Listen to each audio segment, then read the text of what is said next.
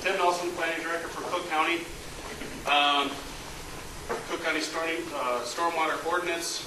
We adopted it back in 2006. Thank you. Any questions? Okay, I suppose we got to do a little bit more. This picture is really neat because, pictures are really kind of boiled down to the perspective of the person who's looking at the picture. When I was sitting down and my son was sitting down next to me and looking at that thing, what he saw in this was a little bit of heaven right there. You got all the mud and all the big equipment and everything like that. That's perfect. So it's like, well, why do we even look at an ordinance? What's the problem? And if you look at our pre-ordinance status quo, we basically have been reviewing the plats and what we would consider to be large project for years. And we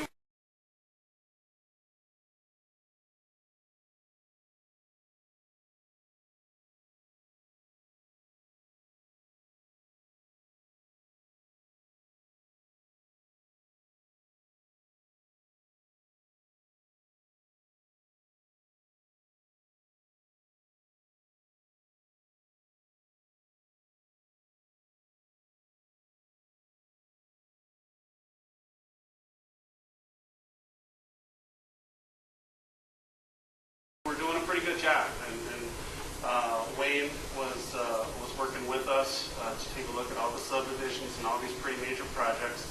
And when the PCA stormwater program came up, we were referring those areas and beginning in excess of 5 acres and then down to the 1 acre, and we were getting pretty good compliance on all our subdivisions and such, looking at those particular issues.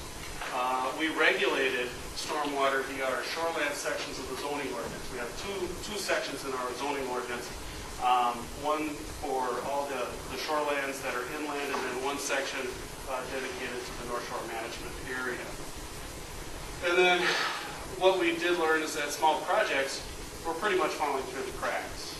And this is how we learned this. And this, when I said June 2004 impetus, and that, you look back at World War I, they said Archduke Ferdinand assassination is what kicked off World War I. This is kind of the deal. It was seemingly a small kind of episode, but this is what really started our review of really wanting to take a look. And this is actually a further elaboration of one of the projects that Wayne was showing a little bit earlier.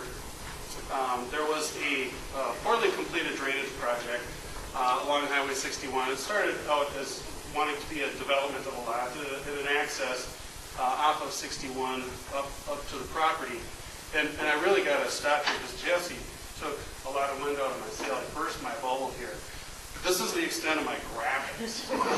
She blew me away on the graphics. I just feel awful now. I was feeling pretty good about this, because I got three slides here, but jeez, Jesse, I can't follow you anymore.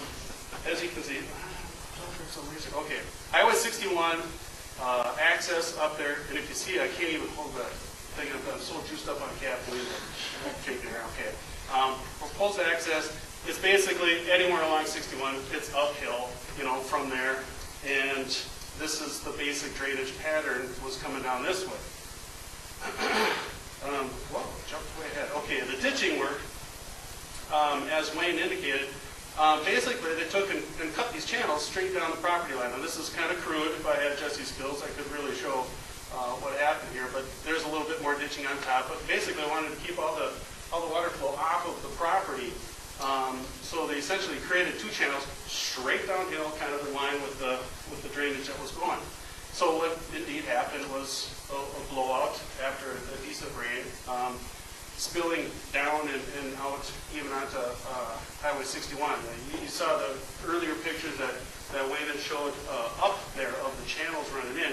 This is taken from Highway 61 looking up. It's kind of the deposit of all that material that spilled down. We learned about this by getting a visit from MnDOT. Came up and they started kind of riding us a little bit in the zoning office, like, how dare you, how could you let them do this, and blah, blah, blah.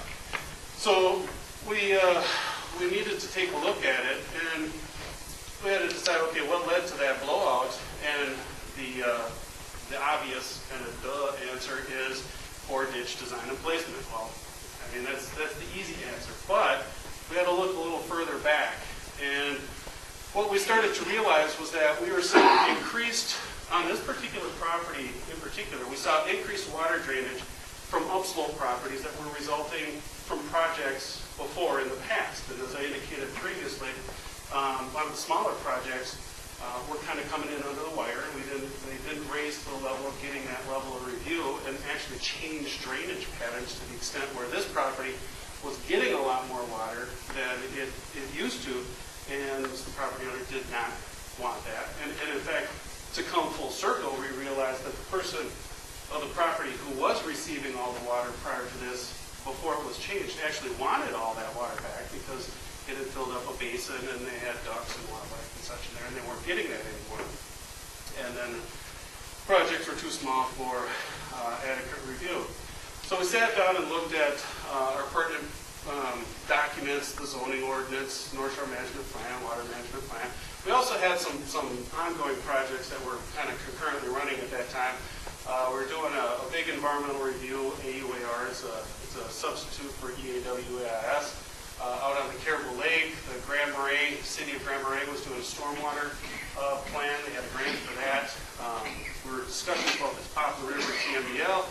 And then we were kind of running at that point joint Cook and Lake County contractor workshops. And what we did was sat down and talked to the board, and the board was very receptive. This happened in June, and